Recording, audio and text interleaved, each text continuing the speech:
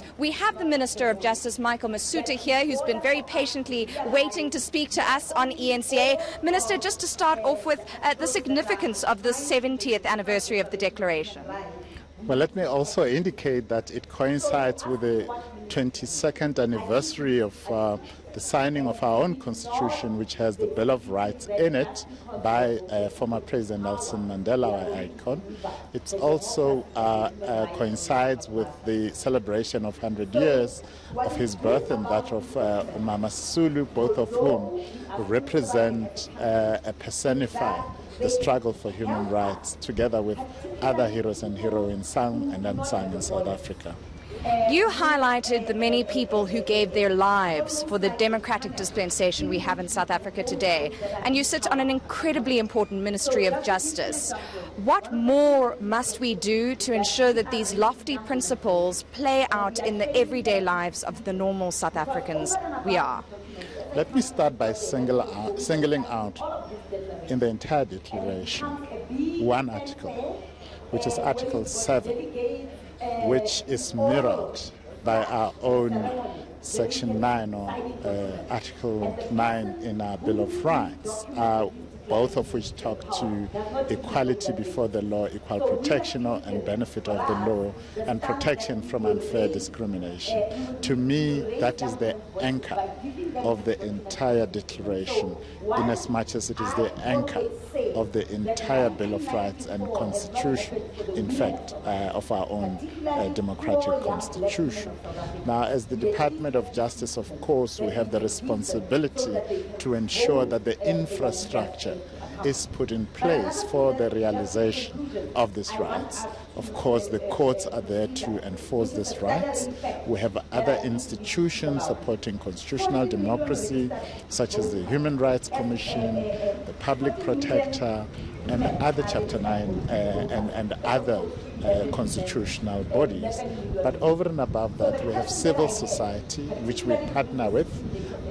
We have other government departments which play specific roles in ensuring the realization of these rights. Take, for example, the right of access to water.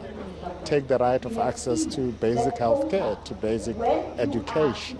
All of those rights have given expression through a variety of different line function departments within government and beyond.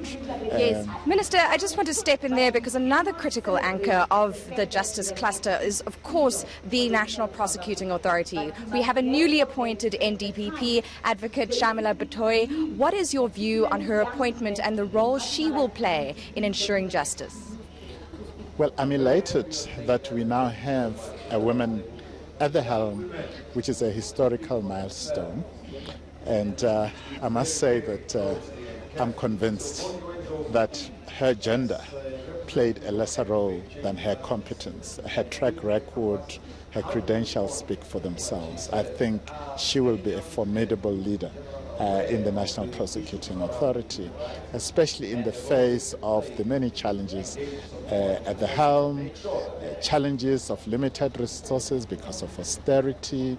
We are short of no less than 600 prosecutors. Our aspirant prosecutor program has been kept on hold for the last 3 years, and therefore we do not have enough resources to discharge the responsibilities that befall on us as the National Prosecuting Authority. Let me emphasize, I uphold its independence even from myself, even though the Constitution says I have final responsibility over it.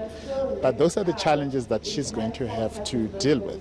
How does she reorganize the structure of the NPA in a manner that it will be better able to discharge the almost impossible task, given the escalation of violence in our society, the problem of greed in our society, which all just clog up our court system in the number of cases that the prosecuting authority has to prosecute. You've talked about the challenges of the NPA at the moment. As Minister of Justice, do you think that the NPA's weakness is by accident or design? Because there's a lot of concern that law enforcement agencies, including your portfolio, were weakened under the previous administration through a tactic, not just through neglect. There's been all manner of interests that have played their way into the institution in a negative way.